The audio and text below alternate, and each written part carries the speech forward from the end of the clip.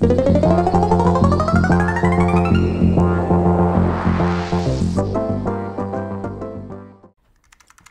is it? It's a new technology called cassettes. It's like the future.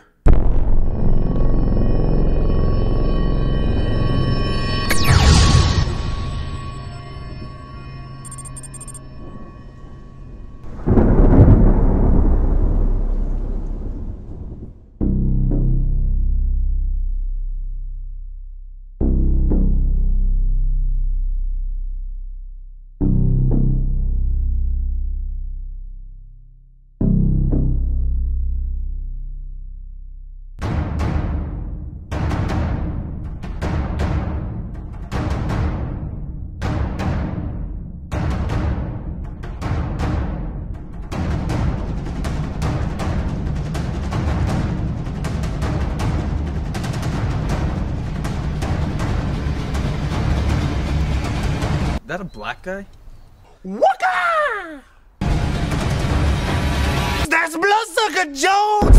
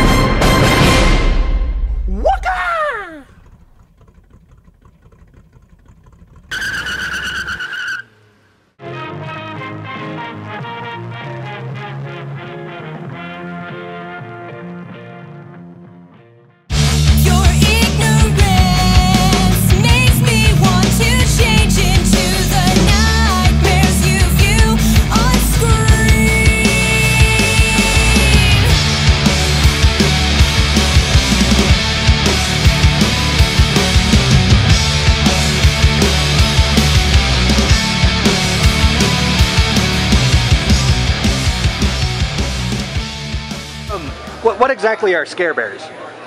Scare Bears are my version of cuddly and cute. They're adorable. Adorable? Nice. Now, how much does a Scare Bear run? They usually run 50 to 150 when I do conventions. Online, you're going to pay a little bit more, and they cover for shipping costs and everything else. And, oh, God. The idea was given to me years ago. My daughter was being beat by her little brother with a teddy bear, and she handed me a bear and said, Dad, can you do something with this? And that's how the Scare Bears was born, essentially. Now, do you have a favorite Scare Bear? That's tough. So I think right now my favorite's this guy. Walking Ted. Ha! I think that's my favorite one right now. Awesome. Someone bought him already, and I hate to see him go, but I think that's my favorite. Now, where can people get a hold of you? You can check me out on Facebook on Scare Bears. And you can also email me at scarebears1@yahoo.com. Or you can check out my horrible website that's not done yet. It's scarebears.net. And yeah, look for me on Twitter and Instagram as well. All right. Thank you for your time. All right. Thank you.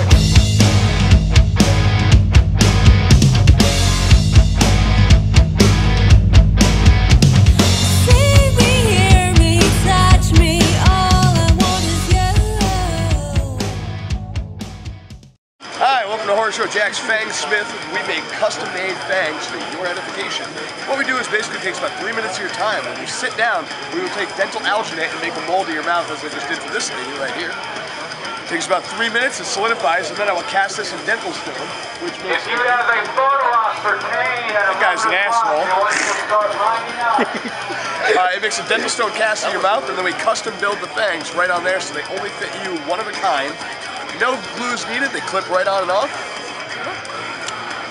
That's how our process works. It takes a lot longer, but it's a short skid here. Now, how can people get a hold of you guys if they want something? They can go to hsjfangsmith.com or look up on Facebook, Horror Show Jack, and they will find it.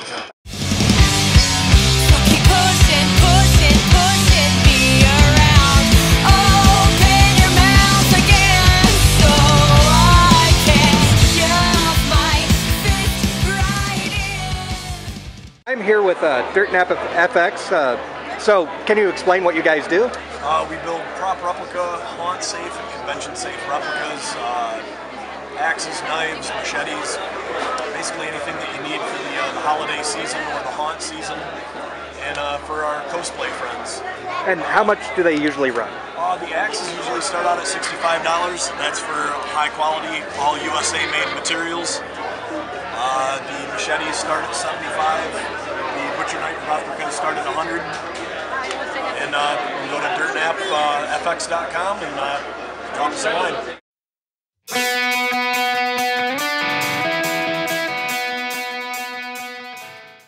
All right, I'm here with Mad Science Studios.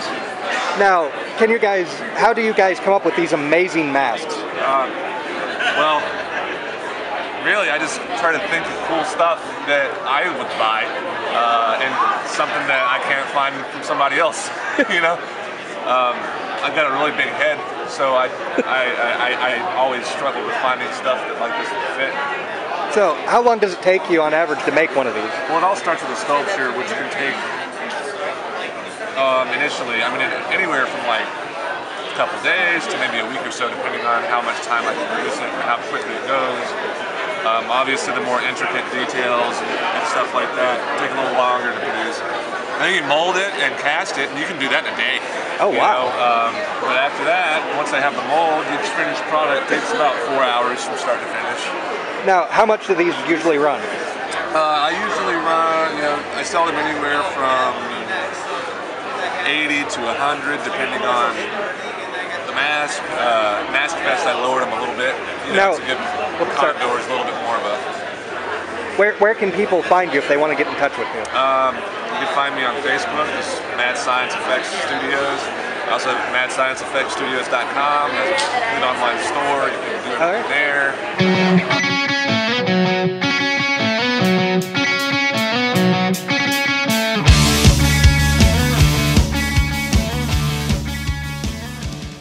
Now, how did you guys start making masks? Well, we've been involved in the hobby since, at least, how long have you been since what, before 2000? I've been since probably around 2000, since early high school, Yeah, and I think I got involved about 02, 03, and we just, mainly like through the HMA and all the kind of satellite sites that were associated with it, just saw that this is something that, people can actually do, and we first got involved as collectors. And last year's Mask Fest, we kind of walked through, thinking to ourselves, I think we got the ability to maybe do this. And so we just kind of, last year putting it into now, just making it come alive. Smile, smile, smile. Oh, it only lasts a while. And so How long does it take you to make one of your masks? Depends on the mask. It can take anywhere from start to finish, from clay to mold to vacuum form piece. It can take as little as a couple weeks. It can take as long as maybe a month. It just depends on the piece. Depends on the piece. Our Mask Fest exclusive this year, which was limited to 18 pieces. Oh, wow. Yep. Based on tour. Time to go to bed. I'm an artist. We all create rather than repeat what's been done over again. Amen. Where can people find you? Well, actually, if you check us out here, I don't know if you'll be able to get that. Uncanny Valley Productions. Soon we're going to have an Uncanny Valley. .net. Probably, hopefully within the next month or so. But a lot of stuff we do through Facebook. We're also active on Instagram, and we're about to start a Tumblr. All right. All right.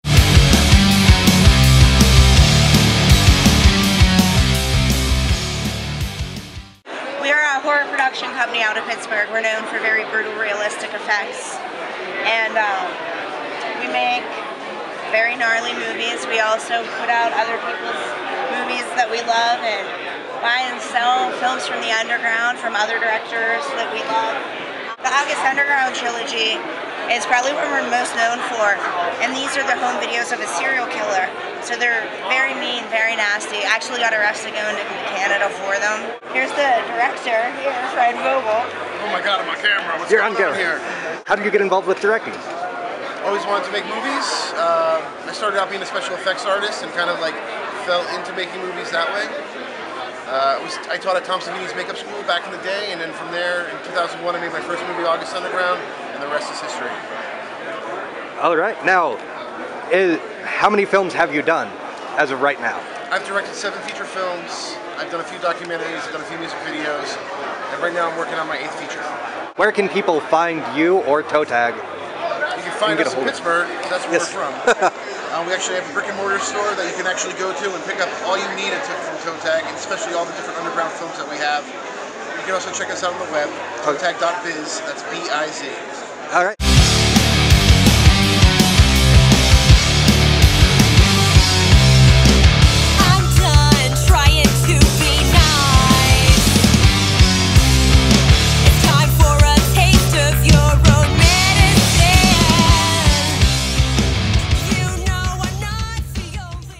Rachel Lair, who is an artist, how did you get started doing art? I've been doing art pretty much my whole life. I went to art school in high school and in college. Art school dropout, but I sort of kept with it. I've always known that I was going to be an artist. And how long does it take you to do an art print? Typically it just depends on the amount of detail in it, the imagery, as well as the size of the project. A typical 8x10 scratch board takes me anywhere from like 8 to 15 hours, just depending. And how much do these run? Scratch boards, the originals, for an 8x10 I typically charge anywhere from $80 to $100. On the 11x14 one I'm working on right now, I'd probably be in the range of $120 to $140. And where can people find you if they are interested in your artwork? I have an Etsy page called Fearless Foxes Art. And I also am on Instagram and Facebook. This one has a lot to do with the whole work sucks theme a little bit as well, because it's the vampire one about, essentially, it's a, you get to be a vampire, but it turns out it's an awful job and it lasts forever. So there might be a bit of issues I have to work through at some point. That one's more about Bigfoot, to be perfectly honest. Well, if people are interested, where can they find your books? These are all on Amazon.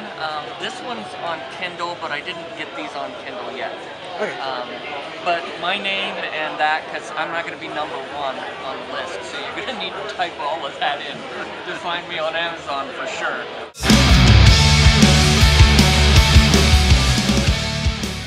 How did you guys come up with A Time to Kill? I don't know, actually, really. It's just, I didn't reinvent the wheel or do anything new in particular. I just made a movie that was something that I would want to watch. It's, I grew up watching a lot of the exploitation films and drive-in classics, and that's what I tried to recreate. How did Ellie get involved? I pretty much wrote the part for her, so now had her in mind from the beginning. Was this either one of your first films? This was my first feature film. Not my first. Not your first? Time to Kill. Oh. Stars on Church, and it's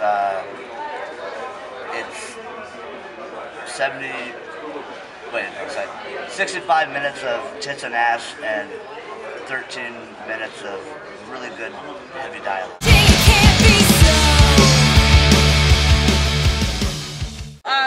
These are bones I get. The skulls and stuff are rat and the others mink. And I also use seahorses, starfish, and I've actually got a shark tooth in one of them. And butterfly wings. So it's just something I enjoy. I think, you know, bones and stuff are pretty. So got one on actually, my little rat skull. So and that's the whole theme, like the rat tail. So is there a place people can find you? You can go to therattail.com and basically take you to the Facebook page, and that's where you can find me and see upcoming convention appearances and stuff like that where I'll be at.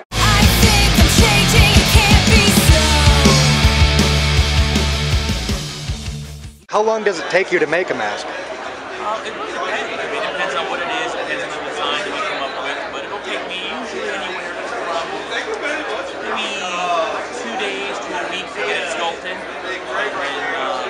We get it molded in a few days, cast up, and then paint it up. How much do they run? They vary, again, depending on how much work goes into it, but they range anywhere from about $50 up to big Godzilla's about $300. Did you make the Frankenstein yourself? I did make the Frankenstein myself. How long did that take? The head sculpt on that took me about about a week and a half to make sure I got it just right to match the cover of the classic Mad magazine issue. And then the body and everything else probably took a good solid, probably good 2 weeks to build the whole thing. Now, where can people find you if they're interested in your mask work? You can find us online at creaturerevenge.com or look us up on Facebook and give us a like, and we have all of our stuff posted on there.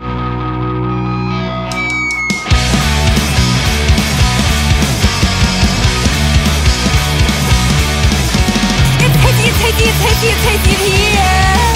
It's a cloud, it's a cloud, it's a cloud of awesome, it's a cloud of awesome, it's a cloud of sin. It's prime fucking time. 11:05 to be exact. It's prime fucking time. For the Wolf, and how are y'all doing today? Fucking awesome. Doing great. No. So tired. How did you guys get started as a band? Well, we're all family, and we've all known each other for fucking ever, and we've always made music, and now we just make music all the time. Awesome. So, you guys are selling Turn on the Dark, which is your second album, correct? Correct. It is. Now, how much do they usually run, and where can people find it at?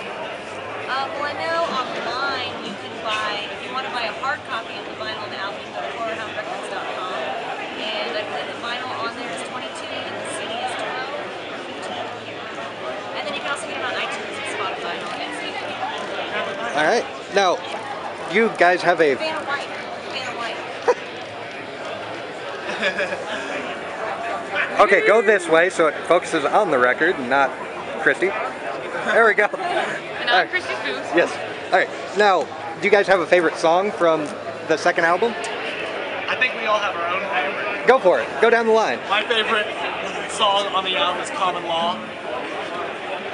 I think my favorite song on the album is probably Hostile Gets Your Takeover. The Fairy song.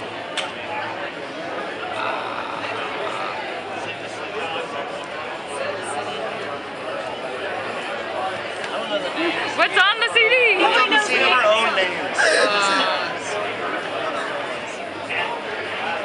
Which one is it? C, is it Suicide? Is it TDCC? I think it's Is it TDCC. See, I think it's creativity, right? Okay, gotcha. We have a lot of different names for our songs. It's the writing process. Secret names. Secret writing names. Now, you guys are going to be working on a new album soon, correct? Yes. We're currently working. We are currently working on it. We're writing it. Writing it. How is that going? Great. It's gonna be badass. Do you know when it's going to come out yet, or can you not? We don't know. Don't know. We're just starting to write it. All right. And do you have a favorite song off your first album? As everybody passes the CD around. Yeah, definitely. Hold on. Art of the Non-Deal. That is my favorite song off the first album. Yeah. And mine probably. Yeah, ICV. ICV is awesome. We don't play it ever. We've never played it live, so if we ever play it live, you're special. Yeah. It's not always like that's the only song that's left. Art of the Non-Deal. Nice. Wow. Get out 3 of out it. of 5, goodness. 4 out of 5? Now, you guys played Hardcore since '84. I think that's the title last night. That's correct. Is that off the new album, or is that an older song on the compilation? I think it will. Kobe wrote the song in 10 years ago. In 2004, and we were in a band called Handsome McClock, which I sang for, and this song is so good that everybody likes it, and we have to play it in every band now because everybody likes that song. so expect a re-release. Of the same song again. For the third time. Awesome. Now, you guys also did We on the Moon, which is off the new album, correct? Correct. All right. Now, future album. Is there anything you would like to ask? I know how everyone's related except for the bassist. He's not. Yeah. You're not related at all? I'll be though. He's the the only one Oh, he that's will not be. blood. Yeah, we'll Yeah, he's got lots of cousins. We got cousins. We got cousins. So did you know he actually was adopted out of the family? Wait a second. That may have happened. Who was your musical influences? Oh yeah. God. That's such a hard question. What one band do you all listen to besides Horror Wolf? That we all listen to together collectively? Yes. 68. 68 or Death Grips. Death Grips. You don't know 68? You should know fucking 68. 68 is the shit right now. People need to know about that. All right. Well, thank you for... We could do a ridiculous question. Wait, sure, one ridiculous If you were a question. sexy kangaroo, what would your name be? If I was what? A sexy kangaroo. So it has to be a sexy Australian style name. A sexy Australian. Monty. Monty the kangaroo. Monty the sexy kangaroo. Man. Montgomery kangaroo. He's just gonna name us all. Yeah, you name us all. You got this. Caroline kangaroo. Jebediah kangaroo. Jebediah ain't sexy either. Cameron kangaroo.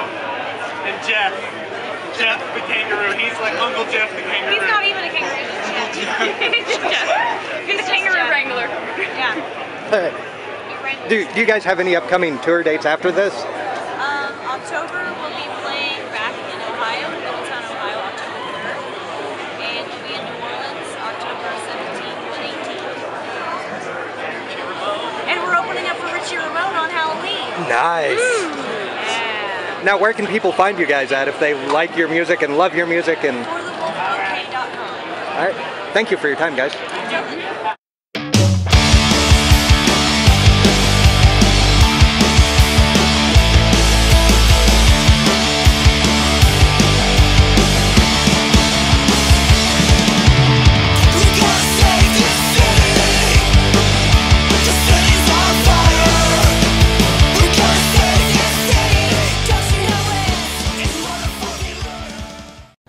Hello, this is Noah Emery from For the Wolf, reporting here live at Horrorhound 2014 Indianapolis, and I'm here to tell you that Horrorhound is officially over.